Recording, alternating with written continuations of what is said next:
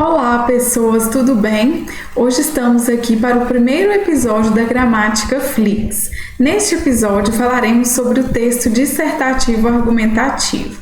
Para início de conversa, o texto dissertativo argumentativo pode ser uma redação nos moldes do Enem ou pode ser um artigo científico, por exemplo. Mas todos eles têm como característica o texto em prosa. O que é o texto em prosa?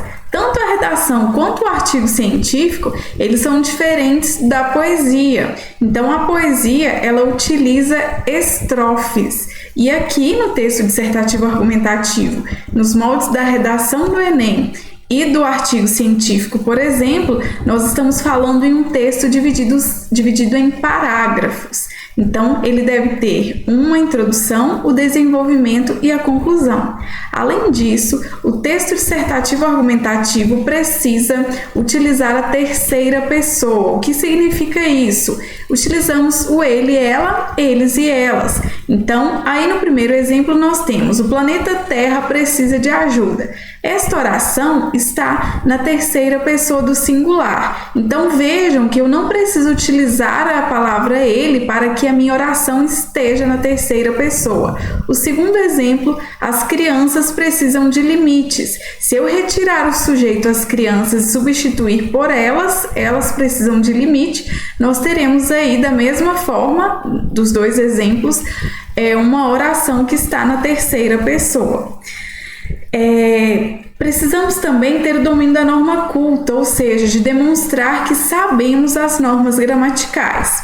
O quarto tópico exige a posição crítica em relação ao tema. Então, é necessário explicar, questionar, persuadir por meio de provas, analisar contextos, dados, fatos, entender e transformar a realidade. Então, muito se pergunta como então nós podemos argumentar. Basicamente, existem 5 tipos de argumentos. O primeiro deles é a comparação. Então, se eu utilizar, por exemplo, o consumo de álcool em diferentes países, existem países que serão mais rígidos e países que serão menos rígidos em relação ao consumo de álcool. Portanto, eu estou utilizando a comparação. Uma outra possibilidade é em relação à alusão histórica. Essa alusão histórica podemos pegar, por exemplo, as cotas raciais, as quais atualmente no Brasil nós temos as universidades públicas que aceitam as cotas raciais. Então, este é um exemplo de alusão em relação ao período histórico, ou seja, nós temos uma dívida em relação ao atraso que os negros tiveram nos estudos. A terceira são provas concretas. Então, se eu digo que muitas mulheres estão morrendo por causa de aborto ilegal, existem dados do SUS que demonstram.